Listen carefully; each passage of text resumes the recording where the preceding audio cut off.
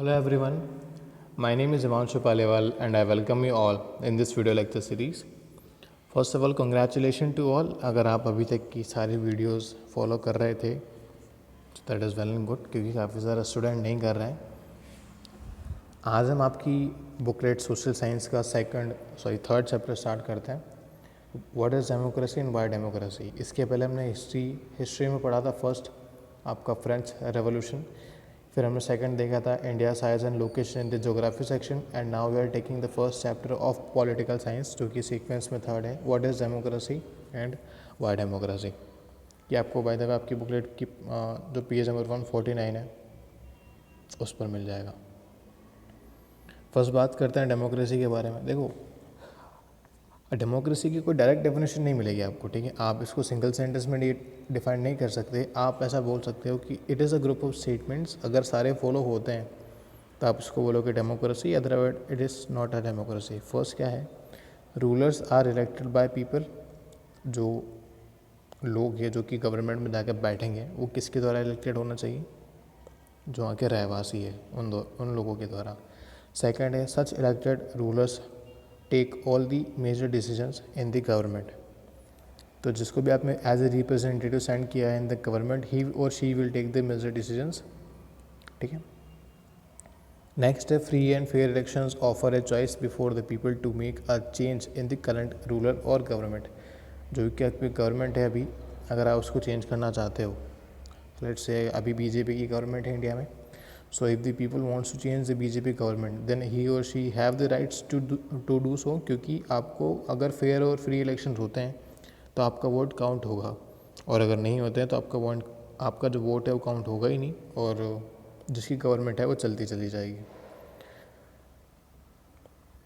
Next है, all the people irrespective of their social and economical status have equal right to vote, ठीक है.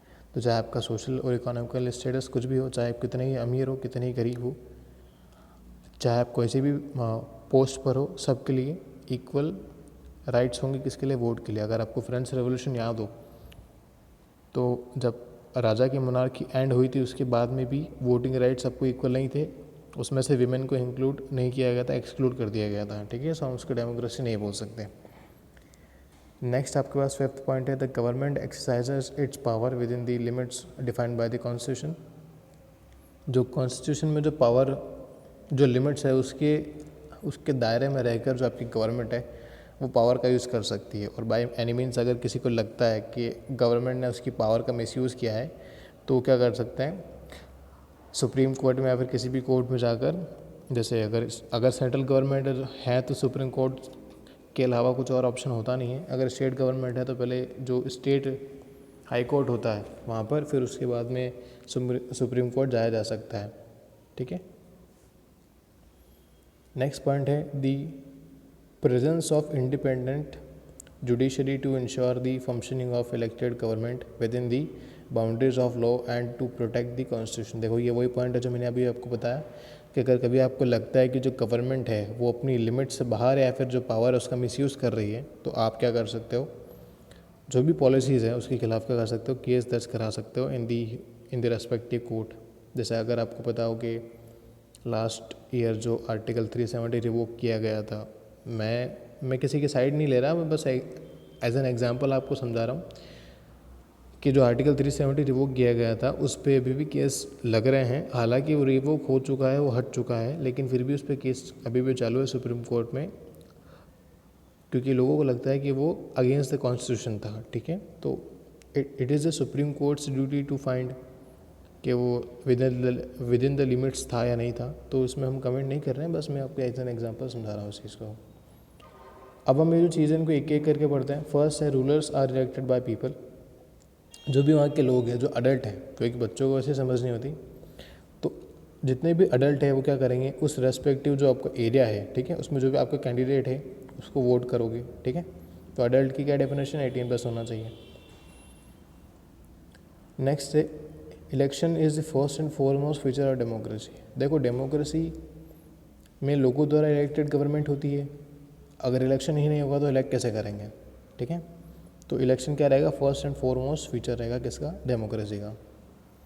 Next है आपके पास elected ruler take all the major decision in the government. देखो ये जो आपको फ़ोटो, ये जो पिक आपको गिवन है स्लाइड में, काफ़ी अच्छा है। इसमें देखना सारे शेप हैं यहाँ पर, है ना, ये सारे शेप है यहाँ पर, और ये भी एक शेप होता, लेकिन ये एक डमी शेप है जिसको, ये शायद एक फॉक्स है, वो उसको लेकर खड़ी है, ठीक है। तो यहाँ से देखकर ऐसा लगता है कि ये भी एक शिप है और ये हमारे राइट्स के लिए बात कर रही है, लेकिन एक्चुअल में है क्या, एक फॉक्स है, ठीक है। तो ये डेमोक्रेसी लिखा है क्योंकि लोगों को लग रहा है डेमोक्रेसी है, लेकिन एक्चुअल में क्या है, ये फेक डेमोक्रेसी है, ठीक है। तो इस चीज़ का ध्यान रखना है कि ये जो फोटो है ये कॉन्ट्रडिक्शन में है, इसको आप सही मत मान लेना। इसका अगर आपको रियल लाइफ में एग्जांपल देखना हो तो पाकिस्तान है ही सही। अभी पाकिस्तान के जो आर्मी चीफ है कमर जावेद बाजवा, वो सारे डिसीजन लेते हैं, लेकिन ऐसा लगता है कि मतलब वो ऐसा पोर्ट्रे करते हैं कि सारे डिसीजन कौन ले रहा होगा, वहाँ के जो प्राइम मिनिस्टर है इमरान खान नियाजी, वो ले रहे होंगे, लेकिन एक्चुअल में ऐसा ट्रू है नहीं, ठीक है। तो यहाँ पे कुछ पॉइंट्स हैं आपके, और इसके बाद जितने भी पॉइंट्स आते हैं वो हम नेक्स्ट क्लास में कंटिन्यू करेंगे। अच्छा, एक और चीज़, अगर आप नोट्स बना रहे हो तो वेल एंड गुड, अगर आप नोट्स नहीं भी बना रहे हो तो एटलीस्ट जो क्वेश्चन आंसर्स हैं वो आप सही से लिखोगे, और जो आपका सेकंड चैप्टर था इंडिया साइज एंड लोकेशन वाला, उसको अगर आप वाया मैप स्टडी करोगे या फिर वाया जो आपकी बुकलेट है, आपकी जो नोटबुक है जिस पर आप नोट करोगे, उसमें भी अगर आप चाहो तो उसमें भी मैप चिपका सकते हो, अलग से लगा सकते हो, आपके लिए थोड़ा सही रहेगा याद करने में, ठीक है। Thank you.